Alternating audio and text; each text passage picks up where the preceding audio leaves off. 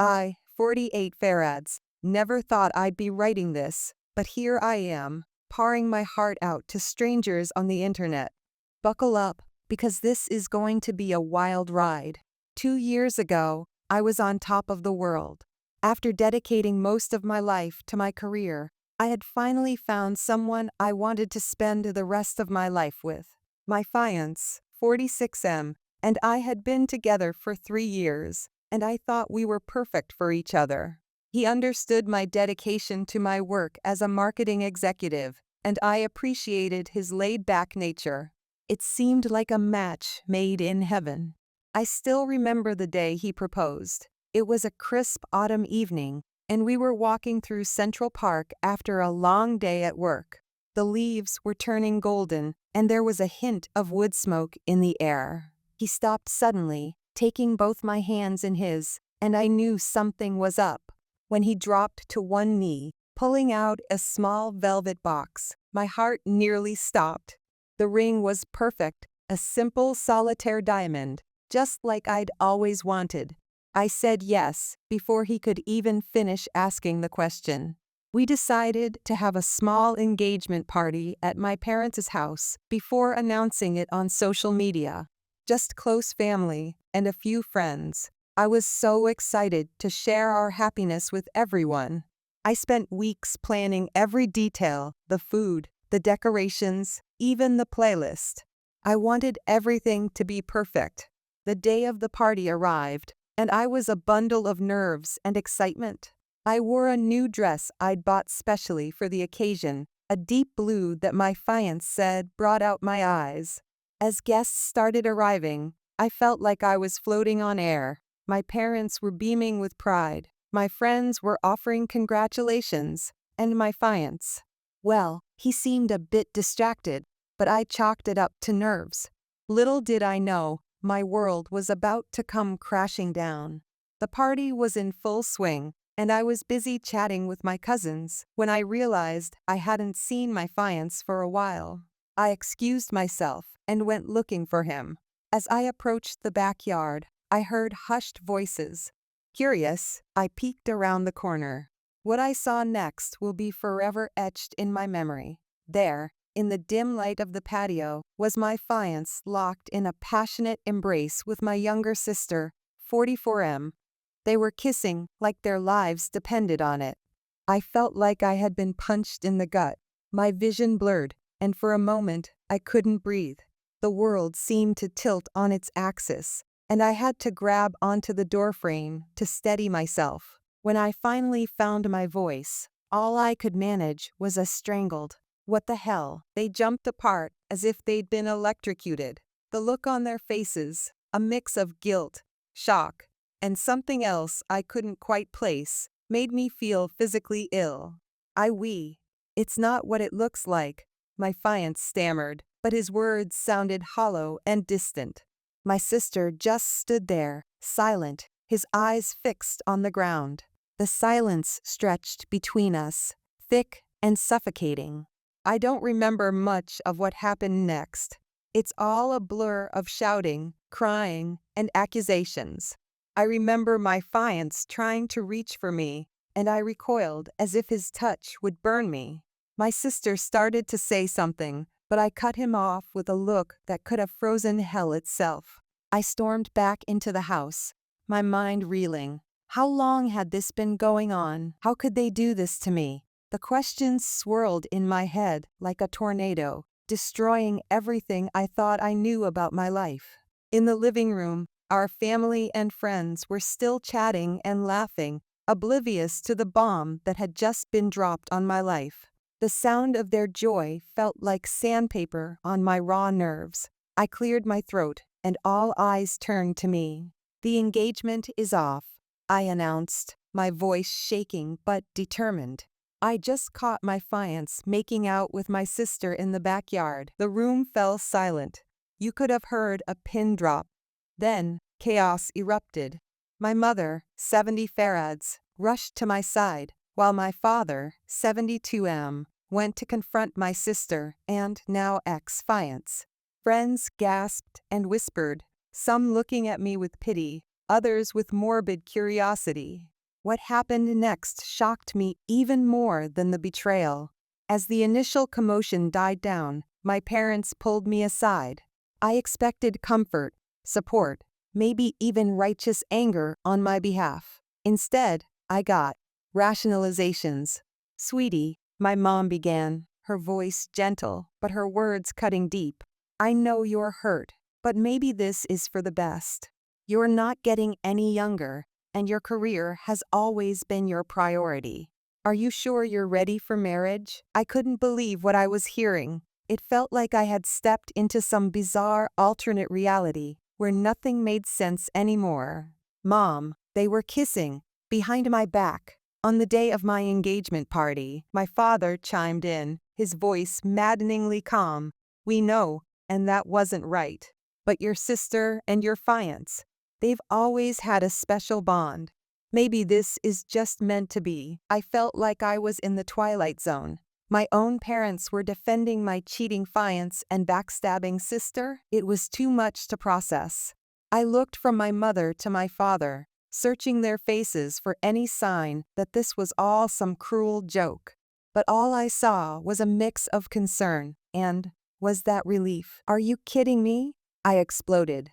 "Your daughter just had her heart ripped out, and you're worried about my biological clock. And what do you mean? They've always had a special bond. How long have you known about this?" My parents exchanged a look that spoke volumes. My mother reached out to touch my arm, but I jerked away. "We didn't know anything for certain," she said, her voice pleading. "But we've seen how they look at each other. We just want everyone to be happy." "Everyone except me, apparently," I spat out. The betrayal I felt was now multiplied tenfold. Not only had my fiancé and sister betrayed me, but my parents had suspected something and said nothing. The next few hours were a blur of arguments, tears, and packing. I couldn't stay in that house another minute. It felt like the walls were closing in on me. Every happy family photo on the walls, now a mockery of the lie my life had been. As I was throwing clothes into a suitcase, not even caring what I grabbed, my ex-fiancé tried to explain. He stood in the doorway of my childhood bedroom, looking lost and pathetic. "I never meant for this to happen," he said, his voice pleading. "Your sister and we've been fighting our feelings for years. We didn't want to hurt you, but when he saw me propose to you, he couldn't hold back anymore. And I realized I couldn't go through with the wedding." His words felt like daggers. Years. They'd been harboring feelings for each other for years, all while I was building a life with him. Every memory, every moment I thought we'd shared. Was it all a lie? "Get out," I said, my voice cold and firm. "I never want to see you again." He opened his mouth as if to say more, then closed it. With a last, lingering look, he left without another word. I could hear him trudging down the stairs, each step a reminder of the future we would never have. As I was about to walk out the door, my suitcase in hand, my sister finally spoke up. He'd been hovering at the edges of the chaos, looking like he wanted to say something, but not knowing how. "Sis, I'm so sorry," he said, his voice cracking. "We never meant for you to find out like this. I love you, and I never wanted to hurt you. But I love him too. Can't you understand?" I turned to him, tears streaming down my face. The sister I had grown up with, the one I had shared secrets with, taught to ride a bike, comforted after his first heartbreak. Now he was the source of my greatest pain. "Understand? You want me to understand how my own sister could betray me like this? How the two people I trusted most in the world could lie to me for years? No, I can't understand that. And I don't want to." With that, I walked out of my childhood home, leaving behind the shattered remains of my engagement and my relationship with my family. The cool night air hit me as I stepped outside, and for a moment, I didn't know where to go. Everything I had known, everything I had planned for my future, had crumbled in a matter of hours. The next few months were the darkest of my life. I moved into a small apartment, surrounded by boxes I couldn't bring myself to unpack. Each one felt like it contained a piece of my old life, a life that no longer existed. I threw myself into my work, pulling 80-hour weeks and taking on every project I could. Anything to keep my mind off the betrayal and the crushing loneliness that followed. The office became my sanctuary.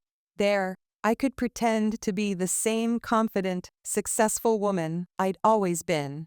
But each night, as I returned to my empty apartment, the facade crumbled. My friends tried to be supportive, but they couldn't understand the depth of my pain. How could they? I had lost my fiancé, my sister, and in many ways, my parents, all in one fell swoop. Their attempts at comfort often fell flat. "There are plenty of fish in the sea," they'd say, or "at least you found out before the wedding," as if that made it any better. I cut off all contact with my family, changed my number, blocked them on social media, the works. It was too painful to even think about them.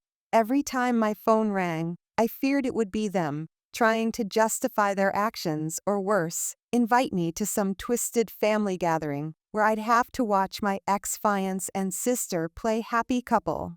The holidays were the hardest. Thanksgiving came and went, and for the first time in my life, I spent it alone in my apartment with a sad microwave dinner. As I sat there, picking at my rubbery turkey and lumpy mashed potatoes, I couldn't help but think of past Thanksgivings. The laughter, the warmth, the feeling of belonging. Now, all of that was gone. Christmas was even worse. The city was decked out in lights and decorations, carols playing in every store. It all felt like a cruel joke. I volunteered to work through the holidays, much to the relief of my colleagues with families. At least someone was benefiting from my misery.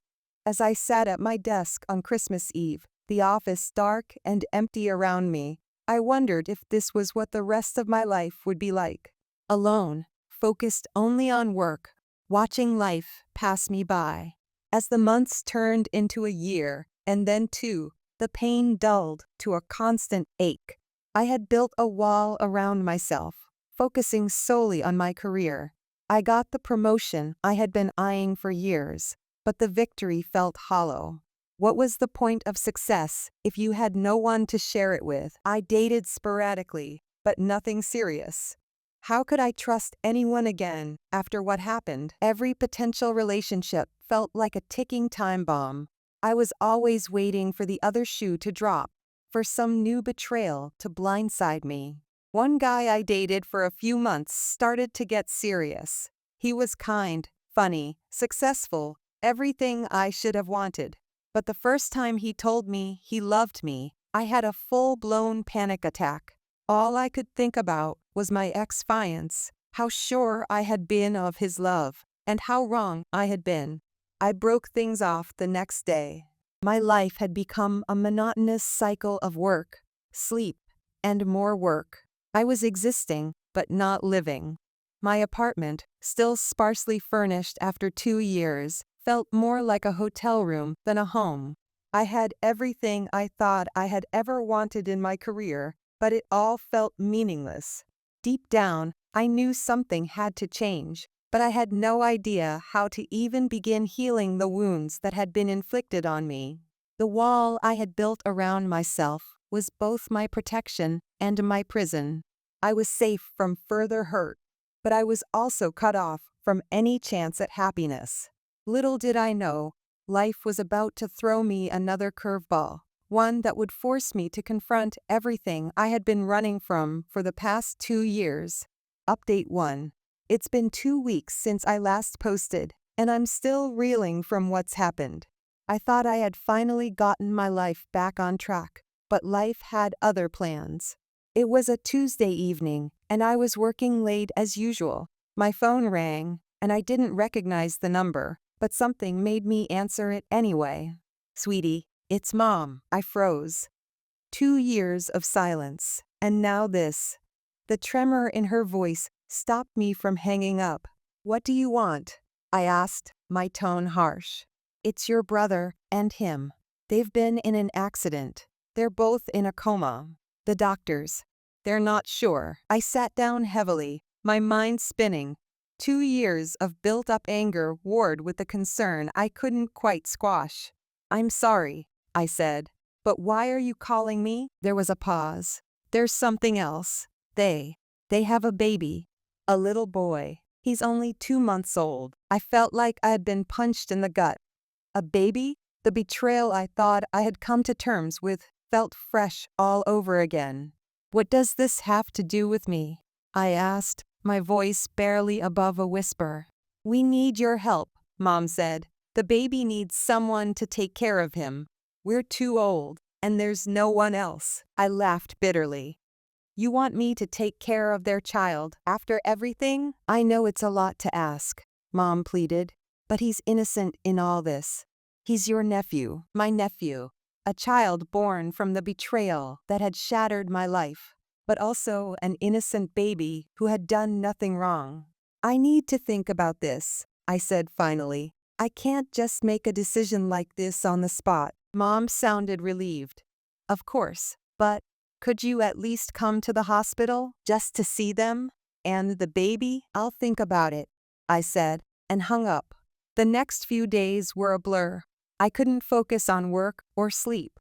All I could think about was the baby, my nephew, a child who was now essentially an orphan, at least temporarily.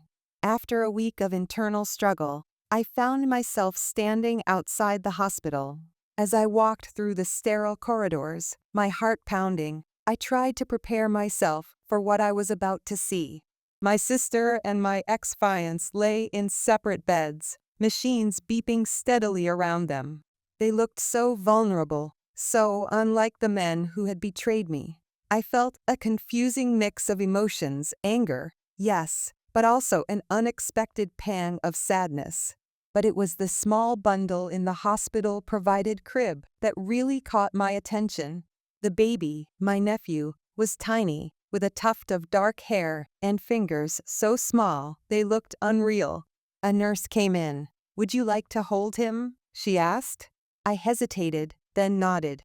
As she placed the baby in my arms, I felt a wave of emotion wash over me. He was so light, so fragile, and as he opened his eyes and looked at me, I felt my carefully constructed walls begin to crumble. "Hi there," I whispered, my voice choked with tears. "I'm your aunt," the baby gurgled, his tiny hand grasping my finger. In that moment, I knew my life was about to change again. I didn't know how I was going to manage it, or what it would mean for my relationship with my family. But I knew I couldn't walk away from this child. As I stood there, holding my nephew, I realized that sometimes life gives you a chance at healing in the most unexpected ways. This wasn't going to be easy. The hurt and betrayal were still there. But maybe this little one could be the bridge to a kind of forgiveness I never thought possible.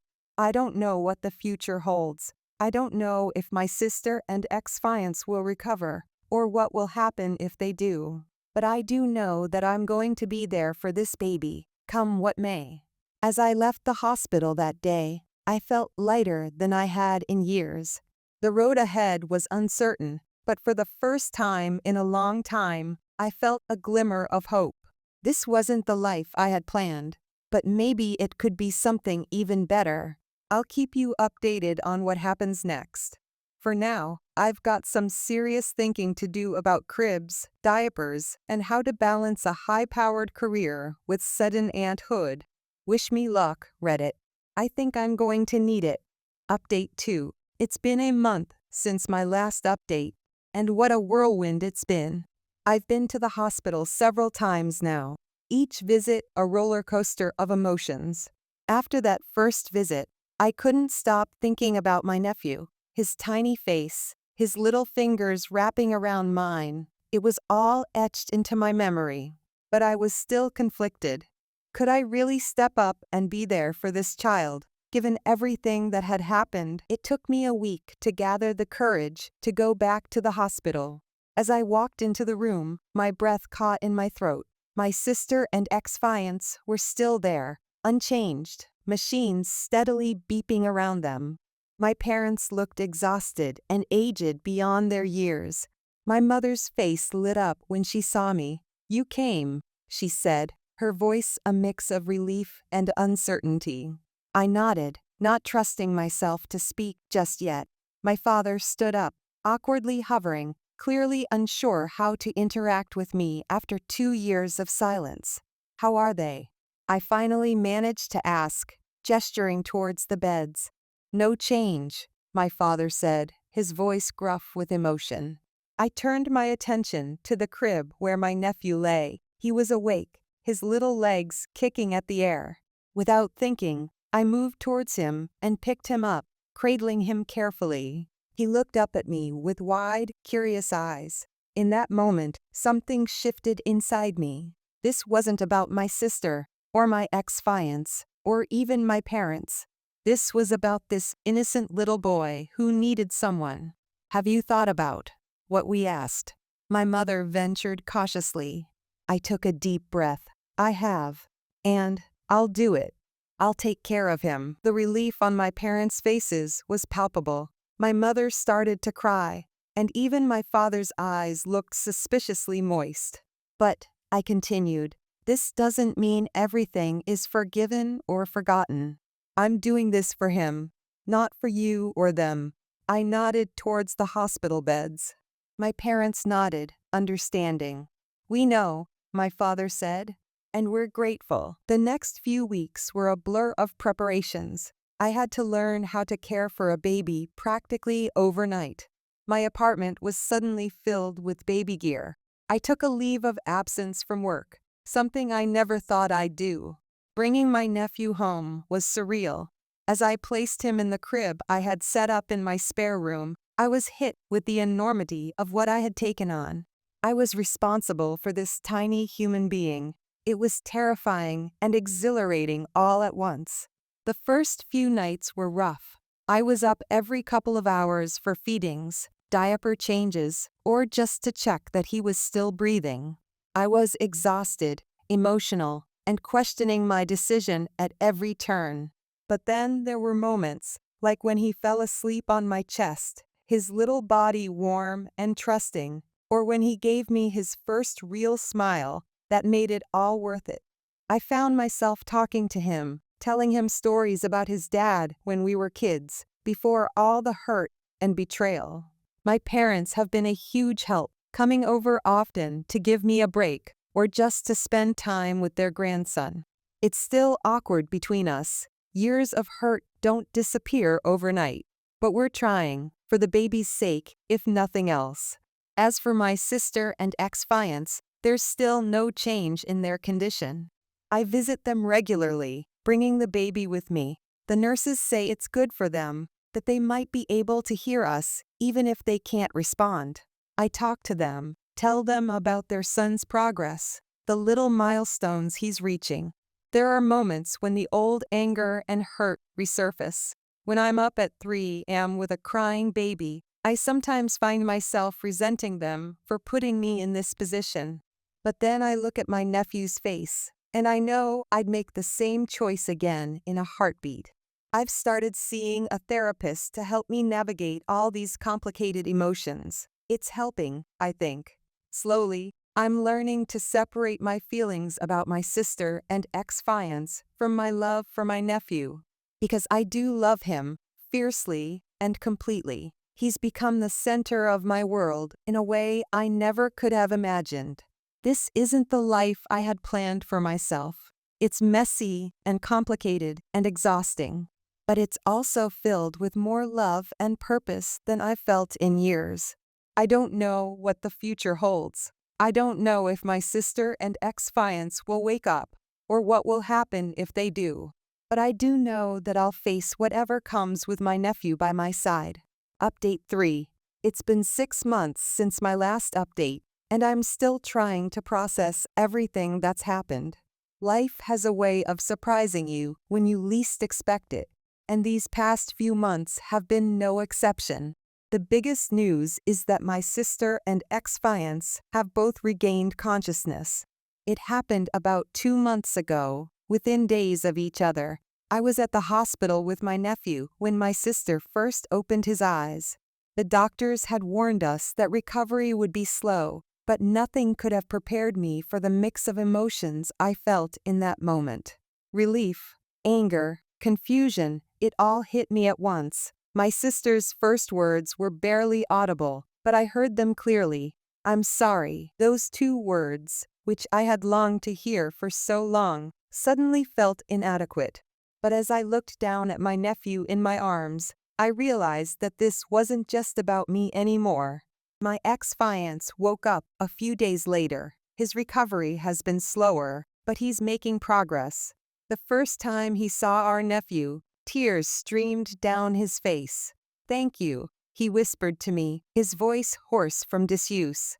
"Thank you for taking care of him." The past few months have been a whirlwind of hospital visits, therapy sessions, both physical for them and emotional for all of us, and long, difficult conversations. There's been a lot of crying, a lot of apologies, and a lot of attempts to explain the inexplicable. My sister and ex-fiancé have both expressed deep remorse for their actions. They've told me how their relationship developed, how they tried to fight their feelings, and how they never meant to hurt me. It's been hard to hear, but I'm trying to listen with an open heart. "We were cowards," my younger sister said during one of our talks. "We should have been honest with you from the start. We betrayed your trust, and we'll spend the rest of our lives trying to make it up to you." My ex-fiancé nodded in agreement. "We don't expect forgiveness," he added, "but we want you to know how sorry we are and how grateful we are for what you've done for our son." It's strange to hear them talk about their son, this little boy who has become my whole world over the past months. Part of me wants to scream, to remind them that they gave up any right to him when they betrayed me. But I know that's not fair to my nephew. He deserves to know his father's, complicated as the situation may be. We're still figuring out what co-parenting will look like. For now, as they focus on their recovery, I'm still the primary caregiver. But they're both eager to be involved, and I'm trying to navigate this new reality with grace and patience. My parents have been supportive throughout this process. They've apologized for how they handled the situation initially, admitting that they were wrong to try and push me to forgive so quickly. "We were scared of losing both our children," my mother explained, "but we realize now that we should have been there for you unconditionally. As for me, I'm taking things one day at a time. Forgiveness is a journey, and I'm not sure I'm there yet. But I'm working on it, for my nephew's sake, if nothing else." The anger and hurt are still there, but they're not as all-consuming as they once were. In the midst of all this family drama, something unexpected happened. I met someone. He is a single dad I met at a local parent and baby group. At first, we just chatted about the challenges of sudden parenthood, sharing tips and commiserating over sleepless nights. But as the weeks went by, I found myself looking forward to seeing him more and more. He's kind, understanding, and he makes me laugh, something I hadn't done much of in the past couple of years. When I finally told him the full story of my situation, I was terrified he'd run for the hills. Instead, he listened with compassion and said, "Wow, that's a lot to deal with. How can I support you?" We've been dating for a couple of months now, taking things slow. He understands the complexities of my situation and respects the boundaries I've set. He's even met my nephew a few times, and seeing them together warms my heart in ways I can't describe. It's not always easy. There are times when I feel guilty for moving on, for finding happiness when there's still so much unresolved in my family. But my therapist reminds me that it's okay to prioritize my own well-being and happiness. "You've been through a trauma," she told me in our last session. "Healing doesn't mean forgetting or pretending it didn't happen. It means learning to live fully despite what happened." I'm trying to take those words to heart. I'm learning to balance being there for my nephew navigating my complicated family dynamics and nurturing this new relationship. It's not always easy, but for the first time in a long time, I feel hopeful about the future. My nephew is growing so fast. He's crawling now, getting into everything. Watching him discover the world is a joy I never knew I needed, and seeing him with my sister and ex-fiancé. It's complicated. There's still pain there, but there's also a strange sense of rightness. This little boy has 3 people who love him fiercely, and maybe that's not such a bad thing. To the Reddit community that's been following my story, thank you for your continued support.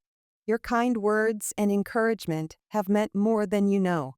Life is messy and complicated, but it's also beautiful in its own way. I don't know what the future holds. My sister and ex-fiancé still have a long road to full recovery. We're all still figuring out how to coexist and co-parent, and my relationship with Mark is still new and uncertain. But for the first time in a long time, I'm excited to see what comes next.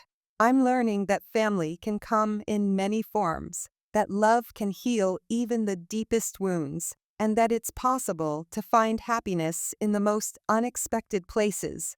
I'll keep you updated on any major developments. For now, I'm focusing on enjoying the little moments, my nephew's laughter, quiet evenings with my boyfriend, and the slow but steady healing of old wounds.